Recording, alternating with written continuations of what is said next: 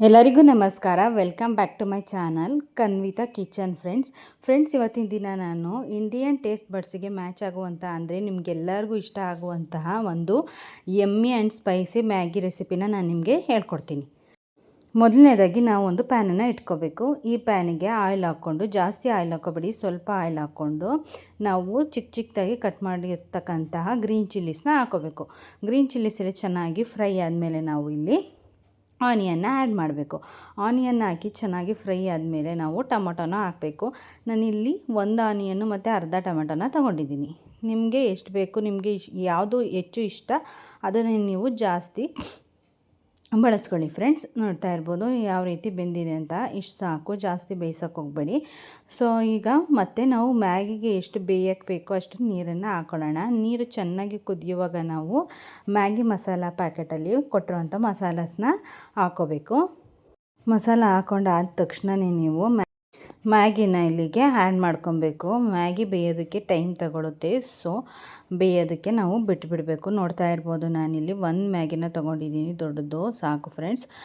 So ಒಬ್ಬರಿಗೆ ಸಫಿಷಿಯೆಂಟಾಗಿ ಇದನ್ನು ತಿನ್ಬೋದು. ನಾನು ಒಬ್ರಿಗೆ ಮಾಡ್ತಾಯಿದ್ದೀನಿ. ನೀವು ಇಬ್ಬರಿಗೆ ಮಾಡೋದಾದರೆ 2, 3 ಜನ ಮಾಡೋದಾದರೆ 3 ಈ ರೀತಿ ಹೆಚ್ಚಿಸ್ಕೊಂಡು ಹೋಗ್ಬೋದು.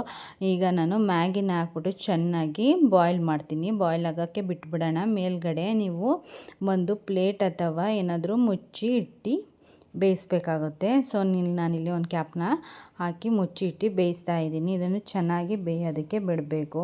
ಸೊ ನೀವು ಜಾಸ್ತಿ ನೀರು ಬೇಕು ಅಂದರೆ ಲಿಕ್ವಿಡ್ ಥರ ಬೇಕು ಅಂದರೆ ನೀವು ಜಾಸ್ತಿ ನೀರು ಹಾಕ್ಕೊಳ್ಳಿ. ಇಲ್ಲ ಬೇಡ ನನಗೆ ಫುಲ್ ಡ್ರೈ ಆಗಬೇಕು ಅಂದರೆ ಕಮ್ಮಿ ನೀರನ್ನ ಆ್ಯಡ್ ಮಾಡ್ಕೊಳ್ಳಿ. ಈ ರೀತಿ ಚೆನ್ನಾಗಿ ಬೇಯೋದಕ್ಕೆ ಬಿಡಬೇಕು. ನಾನಿಲ್ಲಿ ಲಿಡ್ ಕ್ಲೋಸ್ ಮಾಡಿ ಬೇಯಿಸ್ತಾ ಇದ್ದೀನಿ.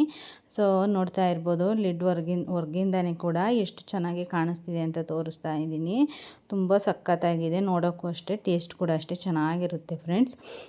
ನಾನಿಲ್ಲಿ ನೋಡ್ತಾ ಇರ್ಬೋದು ಬೇಯೋಕ್ಕೆ ಬಿಟ್ಟಿದ್ದೀನಿ. ಈಗ ನನಗೆ ಸಾಕು ಅನ್ನಿಸ್ತಿದೆ, ಇಷ್ಟು ಬೆಂದರೆ ಸಾಕು. ತುಂಬ ಜಾಸ್ತಿ ಬೇಯಿಸಿದ್ರೆ ತಿನ್ನೋಕ್ಕಾಗಲ್ಲ. ಸಾಕು, ಇಷ್ಟು ಬೆಂದಿದೆ.